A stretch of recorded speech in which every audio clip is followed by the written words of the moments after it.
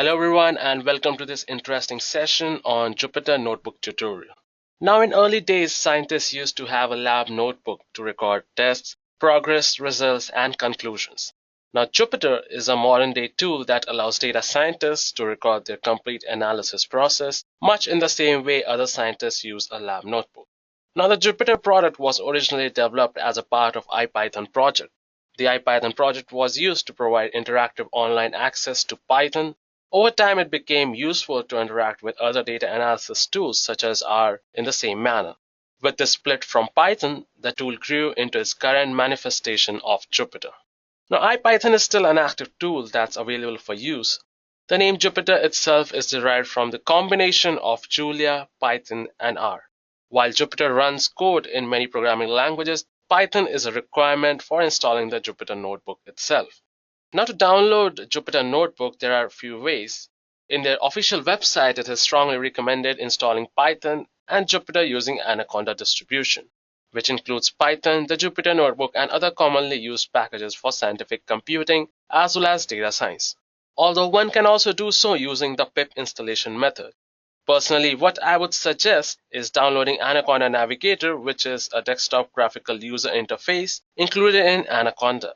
Now this allows you to launch application and easily manage Conda packages, environments, and channels without the need to use command line commands. So all you need to do is go to anaconda.org and inside you go to Anaconda Navigator. So as you can see here, we have the Conda installation code which you're going to use to install it in your particular PC. So either you can use these installers. So once you download the Anaconda Navigator, it looks something like this. So as you can see here, we have Jupyter Lab, Jupyter Notebook, we have Qt console, which is an IPython console. We have Spider, which is somewhat similar to RStudio in terms of Python. Again, we have RStudio, also we have Orange 3, we have GlueViz, and we have VSC Code. Our focus today would be on this Jupyter Notebook itself. Now, when you launch the Navigator, you can see there are many options available for launching Python as well as R instances. Now, by definition, a Jupyter Notebook is fundamentally a JSON file with a number of annotations. Now, it has three main parts, which are the metadata, the notebook format, and the list of cells. Now, you should get yourself acquainted with the environment. The Jupyter user interface has a number of components. So it's important to know what all components you should be using on a daily basis, and you should get acquainted with it. So as you can see here, our focus today will be on the Jupyter Notebook. So let me just launch the Jupyter Notebook. Now what it does is creates an online Python instance for you to use it over the web. So let it launch. Now as you can see, we have Jupyter on the top left as expected. And this acts as a button to go to your home page. Whenever you click on this, you get back to your particular home page, that is the dashboard. Now there are three tabs displayed, which are the files, running, and clusters. And what we'll do is we'll understand all of these three and understand what are the importance of these three tabs. The file tab shows the list of the current files in the directory. So as you can see, we have so many files here. Now the running tab presents another screen of the currently running processes and the notebooks. Now the drop-down list for the terminals and notebooks are populated with their running numbers. So as you can see inside, we do not have any running terminals or there are no running notebooks as of now. And the cluster tab presents another screen to display the list of clusters available. So in the top right corner of the screen, there are three buttons, which are upload, new, and the refresh button. Let me go back here. So as you can see here, we have the upload, new, and the refresh button. Now the upload button is used to add files to the notebook space, and you may also just drag and drop as you would when handling files. Similarly, you can drag and drop notebooks into specific folders as well. Now the menu with the new in the top presents a further menu of text file, folders, terminal, and Python 3. Now the text file option is used to add a text file to the current directory. Now Jupyter will open a new browser window for you for the running new text editor. Now the text entered is automatically saved and will be displayed in your notebook's files display. Now the folder option, what it does is creates a new folder with the name Untitled folder, and remember all the files and folder names are editable. Now the terminal option allows you to start an IPython session. The notebook options available will be activated when additional notebooks are available in your environment. The Python 3 option is used to begin Python 3 session interactively in your notebook. The interface looks like the following screenshot. Now what you have is full file editing capabilities for your script, including saving as new file. You also have a complete working ID for your Python script. Now if we come to the refresh button, the refresh button is used to update the display. It's not really necessary as the display is reactive to any changes in the underlying file structure. And at the top of the Files tab item, there is a checkbox, a drop-down menu, and a home button. As you can see here, we have the checkbox, the drop-down menu, and the home button. Now the checkbox is used to toggle all the checkboxes in the item list. So as you can see, you can select all of these. You can either move or either delete all of the files selected, or what you can do is select all and deselect some of the files. That's your wish. Now the drop-down menu presents a list of choices available, which are the folders, all notebooks, running, and files. So the folder section will select all the folders in the display and present a count of the folders in the small box. So as you can see here, we have 18 number of folders. Now all the notebooks section will change the count of the number of notebooks and provide you with 3 options. So you can see here it has selected all the given notebooks, which are 18 in number, and you get the option to either duplicate the current notebook, you need to move it, view it, edit it, or delete it. Now the running section will select any running scripts. As you can see here, we have 0 running scripts and update the count to the number selected. Now the files section will select all the files in the notebook display and update the counts accordingly. So if you select the files here, we have 7 files. As you can see here, we have 7 files, some data sets, CSV files, and text files. Now the home button brings you back to the home screen of the notebook. So all you need to do is click on the Jupyter Notebook logo. It will bring you back to the Jupyter Notebook dashboard. Now as you can see, on the left hand side of every item is a checkbox, an icon, and the item's name. The checkbox is used to build a set of files to operate upon, and the icon is indicative of the type of the item. And in this case, all of the items are folder here. Coming down, we have the running notebooks, and finally we have certain files, which are the text files and the CSV files. Now a typical workflow of any Jupyter notebook is to first of all create a notebook for the project or your data analysis, add your analysis step, coding and output, and surround your analysis with organization and presentation markdown to communicate an entire story. Now, interactive notebooks that include widgets and display modules would then be used by others by modifying parameters and the data to note the effects of their changes. Now, if we talk about security, Jupyter notebooks are created in order to be shared with other users, in many cases over the internet. However, Jupyter Notebook can execute arbitrary code and generate arbitrary code. This can be a problem if malicious aspects have been placed in the notebook. Now, the default security mechanism for Jupyter notebooks include raw HTML, which is always sanitized and checked for malicious coding.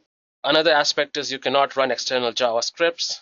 Now, the cell contents, especially the HTML and the JavaScripts, are not trusted. It requires user validation to continue, and the output from any cell is not trusted.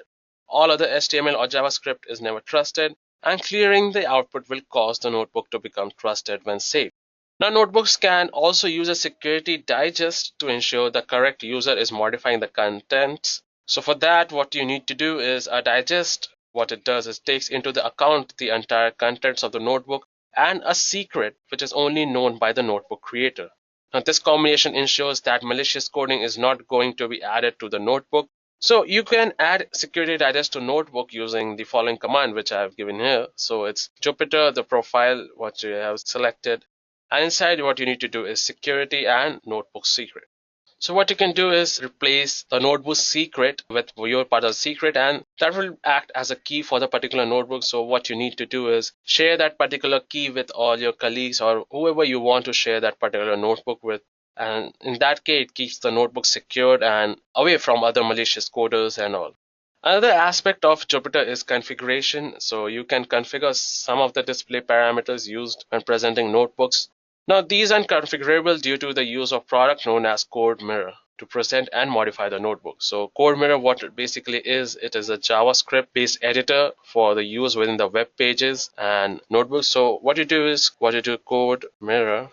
So as you can see here, Code Mirror is a versatile text editor implemented in JavaScript for the browser. So what it does is allow you to configure the options for Jupyter. So now let's execute some Python code and understand the notebook in a better way. Jupyter does not interact with your scripts as much as it executes your script and records the result. So I think this is how Jupyter Notebooks have been extended to other languages besides Python, as it just takes a script, runs it against a particular language engine, and records the output from the engine, all the while not really knowing what kind of a script is being executed. Now the new window shows an empty cell for you to enter the Python code. Now what you need to do is under new you select the Python 3, and what we'll do is open a new notebook. Now this notebook is untitled, so let's give the new work area a name Python code. So as you can see, we have renamed this particular cell. Now autosave option should be on the next to the title. As you can see, last checkpoint a few days ago, unsaved changes. The autosave option is always on. What we do is with an accurate name, we can find the selection and this particular notebook very easily from the notebook homepage. So if you select your browser's home tab and refresh, you will find this new window name displayed here again.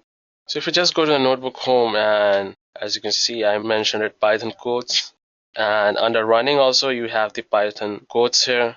So let's get back to the particular page or the notebook. One thing to note here that it has an item icon versus a folder icon. The automatically assigned extension, as you can see here, is IPYNB, the IPython node. And since the item is in a browser in a Jupyter environment, it is marked as running. And there is a file by that name in your directory as well. So if you go to your directory, let me go and check it.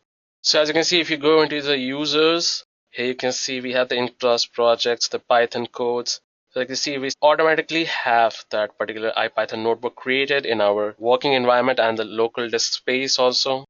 So if you open the IPYNB file in the text editor, you will see basic context of a Jupyter code. As you can see, if I'm opening it, the cells are empty, nothing is there. So let's type in some code here. So for example, I'm going to put in name equals Edureka. Next, what I'm going to do is provide subscribers that equals 700k.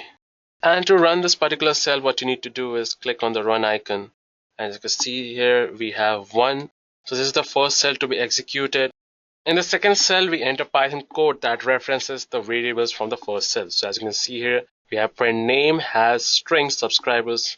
So let me just run this particular. So as you can see here, note that we have an output here that Edureka has 700k YouTube subscriber now. So it's more than 700k. Now, to know more about Jupyter and other technologies, what you can do is subscribe to our channel and get updates on the latest trending technologies. So note that Jupyter color codes your Python just as a decent editor would, and we have empty braces to the left of each code block. So as you can see here, if we execute the cell, the results are displayed in line. Now it's interesting that Jupyter keeps track of the output last generated in the saved version of the file and is a saved checkpoints. Now if you were to rerun your cells using the rerun or the run all, the output would be generated and saved via autosave. Now the cell number is incremented, and as you can see, if I rerun this, you see the cell number changed from 1 to 3, and if I rerun this, the cell number will change from 2 to 4. So what Jupyter does is keeps a track of the latest version of each cell. So similarly, if you were to close the browser tab, refresh the display in the home tab, you will find a new item we created, which is the Python code. Yeah, notebook saved, auto saved. As you can see here in the bracket, it has auto saved. So if we close this in the home button, you can see here we have Python codes. So as you can see, if we click it, it opens the same notebook. It has the previously displayed items will be always there, showing the outputs that we generated in the last run. Now that we have seen how Python works in Jupyter, including the underlying encoding, then how does Python access a large dataset or a dataset work in Jupyter? So let me create another new Python notebook. So what I'm going to do is name this as PANDAS. So from here, what we'll do is read in large dataset and compute some standard statistics of data. Now what we are interested in seeing how to use the pandas in Jupyter, how well the script performs, and what information is stored in the metadata, especially if it's a large dataset. So our Python script accesses the iris dataset here that's built into one of the Python packages. Now all we are looking into to do is to read in slightly large number of items and calculate some basic operations on the dataset. So first of all, what we need to do is from sklearn, import the dataset. So sklearn is scikit-learn, and it is another library of Python. It contains a lot of data sets for machine learning and all the algorithms which are present for machine learning and the data sets which are there. So our import was successful. So what we're going to do now is pull in the iris data. What we're going to do is iris underscore dataset equals dataset dot load underscore iris. Now this should do, and I'm sorry, it's datasets.load. So as you can see here, the number here is considered 3 now because in the second run we encountered an error. It was dataset, not dataset. So what we're gonna do is grab the first 2 columns of the data. So let's pretend x equals. If you press the tab, it automatically detects what you're gonna write as datasets.data, and what we're gonna do is take the first 2 rows, comma. Now to run it from your keyboard, all you need to do is press Shift and Enter. So next what we're going to do is calculate some basic statistics. So what we're going to do is x underscore count equals x. We're going to use the length function. Instead that we're going to use x dot flat. Similarly, we're going to see x min and x max and the mean.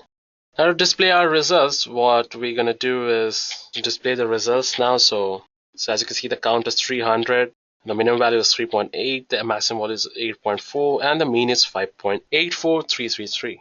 Now, if you look at the IPNY file from this notebook, we see that none of the data is cached. Let me just open that file. So as you can see here, that none of the data is cached in the IPNY file. We simply have the code references to the library code and the output from when we last calculated the script. So you can see we have the codes. PANDAS is one of the most widely used features of Python, and it is a third-party library for data analysis packages, and that can be used freely. So in this example, we will develop a Python script that uses PANDAS to see if there are any effect to using it in the Jupyter. Now the result will be calculated using the survival rates of the Titanic passenger based on this set. So we're going to use the Titanic data sets here, which is one of the most famous data set. So what we do is let's add the display, or what we'd rather do is let me cross this one, close this, and unsave changes, auto saved. It has been saved. So let me close this and create another new Python 3 file. So let me name it as pandas underscore do. So first of all, what we're going to do is from pandas, we're going to import everything. So as you can see, I've taken the training set and I'm using the read underscore CSV method. I'm taking the training set of the Titanic data set.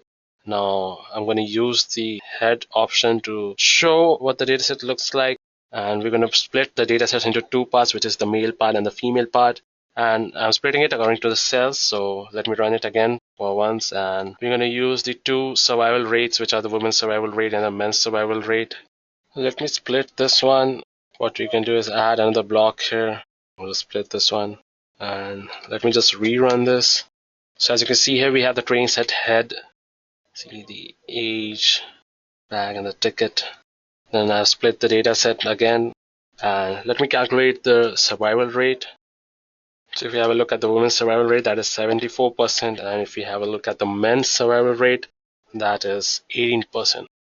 So this was how we use the pandas library, but how does Python graphics works in Jupyter? Let me just rename this one to Python graphics, or let me just name it to graphics. Okay, what we're going to do is import pandas again. So the steps of the scripts are like, first what we're going to do is import the graphics library that we need. So that's matplotlib. We're going to import pandas, and next what we're going to do is define our data set. So we are going to prove we have some player names here with James, Charles, Sachin, and Edward, and we have ages according to that. So we have 96, 55, 66, and 27. So what we're going to do is create our data set, convert the data into a format that allows easy graphical display. So what we're going to do is list and zip it in the name of player name, comma, age. And then what we're going to do is use the df, which is the pandas data frame, and we're going to put the data as data set and columns as name and age. And finally, what we're going to do is plot it. So let me just rerun all of these lines for you. So let me run the third. So as you can see here, we have a graph which states the ages of all the particular players. So all the way starts from 96, goes to 55, then 66, and then 27. So guys, this was all about Jupyter Notebook. So I was curious what metadata was stored for the script looking into the IPNB file. So as you can see, the expected value for the formula cells, what you can do is just go here and we have the graphics one. Let me just open this for you. So as you can see here, the graphics output is also stored. You can see the image, text plane, and all of this has been stored in this particular file. Now, if you go to our homepage, you'll find the graphics pattern codes, the pandas. It has not been updated because, as you can see, we have one more graphics IPNB file. And if you go to the running, you find the 3 and the clusters. There are no clusters as now present, so let's go to the home page. So guys, that's it for the Jupyter Notebook tutorial. I hope you got to know what are the various elements of Jupyter. How can you create a new file? How can you start the coding in Python? And I'm sure you guys can code in R and Julia also, depending on whatever your needs are. One more important thing I would like to say here is that Jupyter has a lot of shortcuts. So guys, if you want to know more about the shortcuts of the Jupyter, I will leave a cheat sheet link in the description below, so you can refer to that cheat sheet whenever you are working on Jupyter Notebook. And in the meantime, while working on Jupyter Notebook, if you go through this cheat sheet and use all the shortcuts again and again, then again, you'll be acquainted with all the shortcuts and you need not refer to any of the books. You'll automatically be acquainted and you'll know what to do at the right times. So guys, I hope you enjoyed this session, and if you have any queries regarding this session, please feel free to mention it in the comment section below. Till then, thank you and happy learning. I hope you have enjoyed listening to this video. Please be kind enough to like it, and you can comment any of your doubts and queries, and we will reply them at the earliest. Do look out for more videos in our playlist and subscribe to Edureka channel to learn more. Happy learning!